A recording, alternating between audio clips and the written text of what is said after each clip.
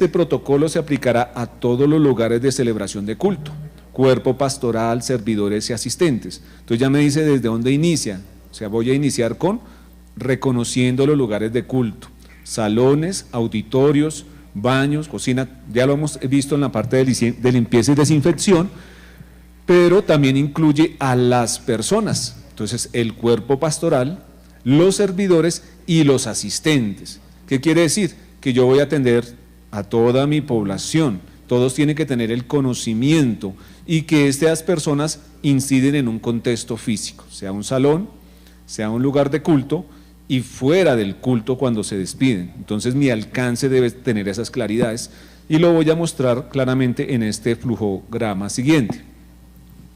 Entonces, en el flujograma que encontramos, una trazabilidad de un proceso. Entonces, ¿qué encuentro en él? Primero que el protocolo, que hay un inicio. ¿Y cuál es el primer inicio? Primero, tengo un equipo de prevención COVID. Segundo, esas personas tienen la capacidad de orientar en temas de aseo y desinfección de las instalaciones del culto, tienen la capacidad de daros unas instrucciones de ingreso, tienen la capacidad de orientar en mantener las distancias, todo el tiempo están haciendo énfasis en el uso de tapabocas a los servidores y a los asistentes. Igualmente pasan a puntos de control de temperatura. En el punto de control de temperatura, como lo representa allí la filmina, ahí está el rombo y la temperatura estable es de 37 grados. Si la persona presenta 37.5, ya es un riesgo. Por tal razón, ¿qué debo hacer? Devolver a la persona al equipo de prevención COVID para que allí lo puedan reportar a su EPS o reportar a las autoridades competentes a través del 123, Secretaría de Salud. Si la persona tiene una temperatura estable, pues sencillamente pasa al siguiente paso, que es lavado de manos o uso de un gel antibacterial para que correspondientemente pueda ingresar al salón de culto manteniendo la distancia social siempre, sentarse a recibir su enseñanza, manteniendo la distancia, ya nos han ilustrado en ese concepto, recibir instrucciones para salir y finalmente poder despedirse. Entonces vemos cómo mi alcance tiene un inicio y tiene un fin, pero da cuenta de todo un proceso. Siguiente. En la parte de definiciones, de acuerdo a cada contexto, la introducción, la justificación, todos los temas de bioseguridad me generan una serie de conceptos.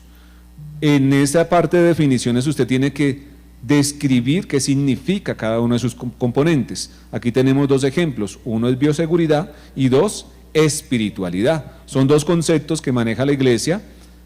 Bioseguridad, ¿por qué? Porque es un protocolo de bioseguridad. Y espiritualidad, ¿por qué? Porque aplica para el sector religioso. Desde nuestra perspectiva hablamos de espiritualidad, es el valor positivo y superior, ya que es una cualidad que determina, en la mayoría de los casos, un comportamiento coherente con los valores morales, éticos, que ayudan al desarrollo individual. Entonces, ahí ya tenemos una definición clara de espiritualidad. Desde su iglesia, con sus pastores, con sus equipos de trabajo, pueden definir qué es la espiritualidad, qué es la restauración, qué es la bioseguridad, bien sea desde una base teórica o bien sea desde una construcción desde cada iglesia, entendiendo que debe ser aplicable desde la perspectiva de asuntos religiosos a todas las denominaciones. Para nuestro caso nos ubicamos, pues nuestra base teórica es la Biblia. Entonces miramos qué conceptos de espiritualidad construimos, o qué concepto de restauración, o qué concepto de familias, porque allí también podemos decir nuestra familia en Cristo es, y definimos la familia, y por tal razón protegemos a la familia, y hay que describirlo dentro de las definiciones. Pasamos a la siguiente, que corresponde a una matriz lógica, donde se habla acerca de instrucciones específicas que deben asumir cada una de las personas que van a ser las responsables del protocolo. Cuando hicimos la invitación a esta capacitación, les indicábamos que por lo menos 3 personas se inscribieran de acuerdo al aforo, de acuerdo a los cultos que cada iglesia tuviera, a fin de que si habían ausentes, por lo menos siempre hubiesen 3 personas o 1 o 2 personas asumiendo la responsabilidad de dar cumplimiento a este protocolo. Entonces, esta matriz lógica tiene 4 columnas, donde está el nombre de quién, del pastor general, de un servidor o de un supervisor, de un ujier, de un hermano, tiene que hablar del cargo que esa persona desempeña, tiene que indicar una responsabilidad. Entonces miremos para el caso del ejemplo que les hemos puesto, Marcos, pastor general, él es el director del protocolo y tiene la responsabilidad de implementar y asignar servidores para que le den un adecuado cumplimiento a este propósito. Juan es el servidor general, es el coordinador del protocolo, él organiza la parte logística, asigna roles y funciones en cada contexto de la iglesia, en cada área de la iglesia, para garantizar que se implementa la bioseguridad. Pedro, servidor y organizador. Esta persona se encarga de hacer una verificación, de dar cumplimiento, de llevar los registros, de hacer una lista de verificación del proceso. Entonces vemos cómo esta matriz lógica me permite identificar al responsable, comprender qué debe hacer, su deber ser y su deber hacer. Y esto puede ser, es la forma de garantizar que esa área, salón, auditorio, baños, cafeterías, librerías, están aseguradas y hay un responsable con un propósito que es garantizar la bioseguridad de nuestra iglesia y de nuestra comunidad. Siguiente. Bien, esta es una matriz de verificación. En la matriz de verificación dice medidas de las instalaciones.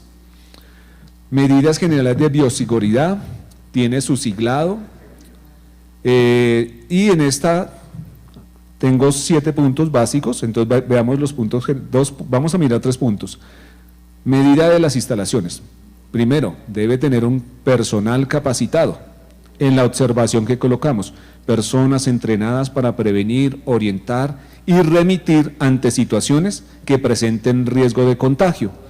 Yo verifico si está mi persona, es decir, cumple o no cumple, y si no está la persona capacitada, pues tendré un plan de mejora. ¿Qué es un plan de mejora? Que yo me detengo, tomo el protocolo, desarrollo la capacitación y tengo a mi personal capacitado. Entonces el propósito es que con estas herramientas que les hemos dado, usted pueda capacitar también a sus equipos de trabajo, a sus equipos ministeriales. Segundo punto, establecer puntos de higienización. Los puntos deben contar con agua, con jabón, con toallas desechables. Yo verifico, cumple, no cumple, si no cumple, establezco la mejora.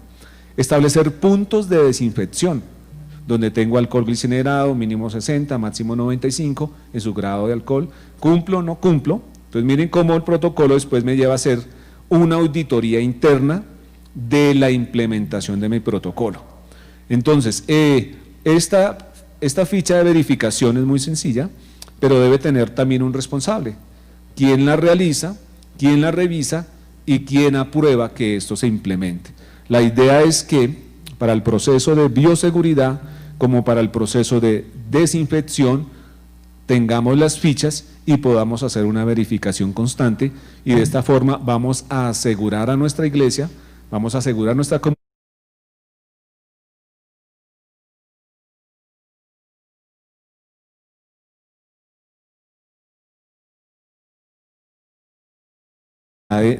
de educar, de enseñar. Hasta aquí llega mi presentación. Doctor Pedro Pablo, muchas gracias por esta precisa y amplia explicación de todas estas generalidades que tenemos que tener en cuenta. Recuerden que para toda la iglesia es fundamental tener en cuenta estas generalidades e ir avanzando. Para eso fue esta capacitación.